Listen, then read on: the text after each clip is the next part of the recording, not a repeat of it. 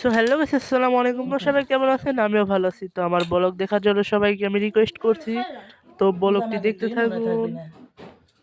আজকে দেখাবো ফুচকার ব্লগ। তো আমার মা আজকে এক জায়গায় গিয়েছিল, সেখান থেকে এতগুলো ফুচকা নিয়ে এসেছে, দেখতে থাকুন। তো কয় টাকার ফুচকা এটা তো জানি না, আমি তো ডায়েট করি তাই মাত্র 3টা ফুচকা খেয়েছি। এই ফুচকা আজকে আমার রাতের খাবার, আর কিছু নয়। তো দেখতে থাকুন, ফুচকা বানাচ্ছে আমার মা।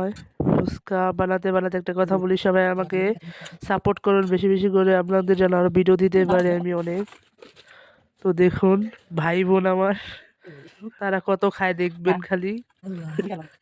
এই যে খাওয়া স্টার্ট হয়েছে।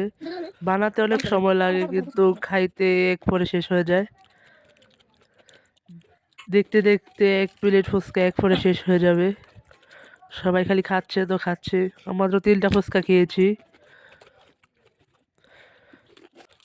টক পানিটি অনেক টক ছিল, বেশি ভালো লাগেনি। এই ফুচকার মধ্যে একটা ডিম সিদ্ধ দিতে পারলে আরো বেশি মজা হইতো। তো দেখুন আমার মা খালি খাচ্ছে এলো, মানে সবজি খাচ্ছে খালি, সালাদ। আর ওরা তো খালি খাইতে আছে খাইতে আছে, ওদের খাওয়া আর শেষ হচ্ছে না।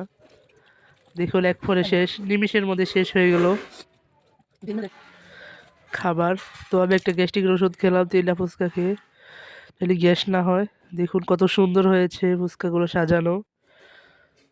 খাওয়া শেষের ভিডিও এগুলা, আর সবকিছু সাজাইছিলাম, দেখতে থাকুন কত সুন্দর হয়েছে।